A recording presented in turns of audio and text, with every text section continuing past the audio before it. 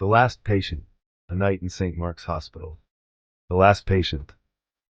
Jared always had a thing for urban exploration, but when his friends dared him to spend the night inside the abandoned St. Mark's Hospital, he hesitated. Everyone in town knew the stories. How patients went missing, how doctors whispered of experiments in the basement, how the hospital shut down overnight with no explanation. Still, a dare was a dare. Armed with a flashlight and his phone for recording, Jared slipped through the broken entrance and stepped inside. The stench of mildew and decay filled his lungs. Peeling wallpaper curled away from the walls like dead skin. Rusted gurneys sat motionless in the hall, their wheels caked with dust and something darker. He wandered deeper, the beam of his flashlight barely cutting through the darkness. Room after room he found remnants of a place frozen in time. The V stand still hanging with rotted tubing, wheelchairs overturned, and patient charts scattered across the floor. Then he heard it. A soft creak. Jared turned, holding his breath. The hallway behind him was empty. He pressed forward, telling himself it was just the building settling. That was when he saw it. An old operating room, door slightly ajar. He stepped inside, the light reflecting off rusted surgical tools, and an operating table stained with something black. A patient file lay open on the table. Jared leaned into read. The name was smudged, but the date was clear, February 21st, 2024. His stomach turned. That was today. A sound came from behind him, a gurney scraping against the tile. Jared spun around, his flashlight flickering. The room was empty, except for a shape behind the surgical curtain. Slowly the curtain moved. Jared backed away, his pulse hammering. His flashlight flickered again, and for a split second, he saw a figure strapped to the table, staring right at him. The lights in the room buzzed to life. Machines whirred, a heart monitor beeping in a steady rhythm. A voice crackled through the room's intercom. "Doctor, the patient is ready for surgery." Jared turned to run. Doors slammed shut. And then the scalpel lifted. The Mystery of Room 616. Code Black. I never should have taken the night shift. I tell myself that every time I walk into St. Vincent's Hospital after dark. It's not just the eerie silence of the empty halls or the way the fluorescent lights flicker like they're on the verge of dying. It's something else. Something wrong. Tonight, I'm alone at the nurse's station, flipping through patient charts, when the intercom crackles to life.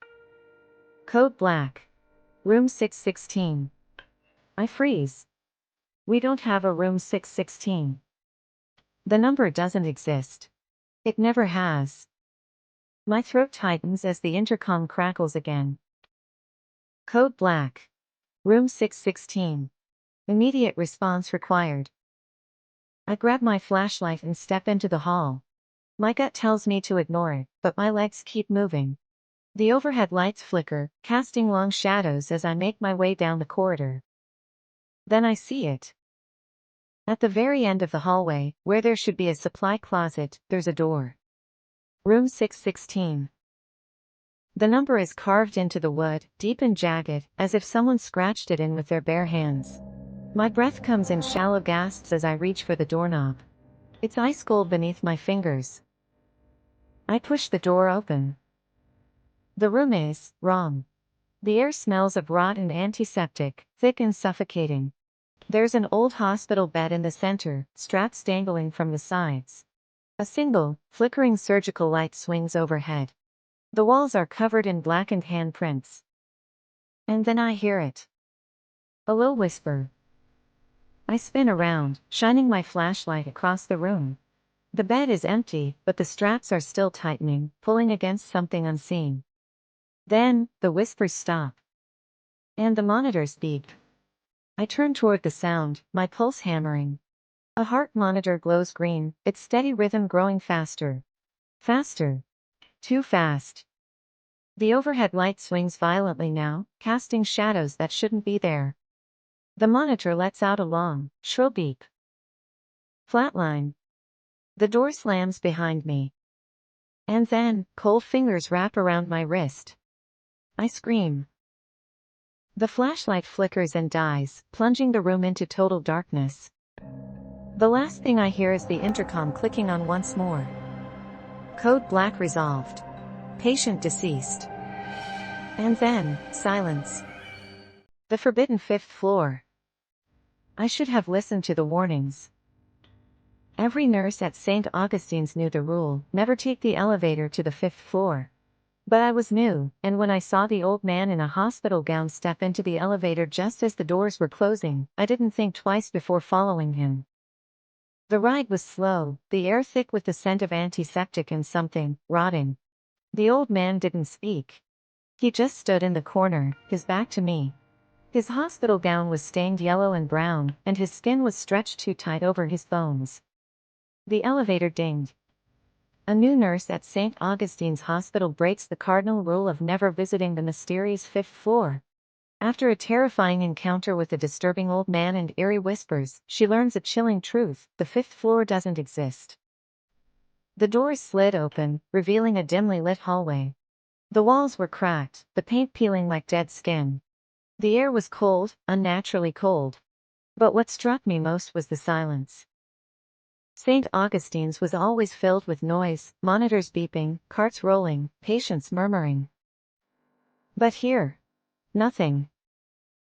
The old man stepped out without a sound, his bare feet leaving damp footprints on the floor.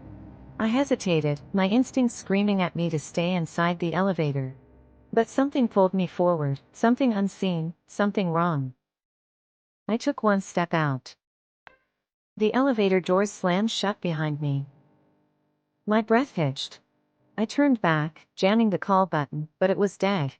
The numbers above the door blinked erratically, cycling through floors that didn't exist. Then I heard the whispering. It came from the rooms on either side of the hall. The doors were slightly open, revealing glimpses of shadowed figures standing just beyond the threshold. Their voices were garbled, like a radio tuned to the wrong frequency. The old man kept walking. I wanted to call out to him, to ask if he needed help, but my throat was dry. Every part of me screamed to turn back, to run. Then, he stopped. He stood in front of a room at the very end of the hallway. Room 502. The door creaked open on its own. The whispers inside grew louder. I took a step back. The old man turned his head toward me. Just his head. His body stayed perfectly still as his neck twisted, cracking and popping with emotion. His eyes were milky white. His mouth stretched into an impossible grin. And then, he whispered, "We've been waiting for you." The room exploded with sound, screams, violent thrashing, something slamming against the walls. Hands burst from the darkness inside, reaching for me, clawing at the air. I ran. I sprinted down the hall, the whispers turning into shrieks, doors slamming open as figures crawled out of the shadows. My fingers smashed against the elevator button, over and over, praying it would open. Ding! The doors slid open, and I threw myself inside, jamming the close button. Something grabbed my wrist.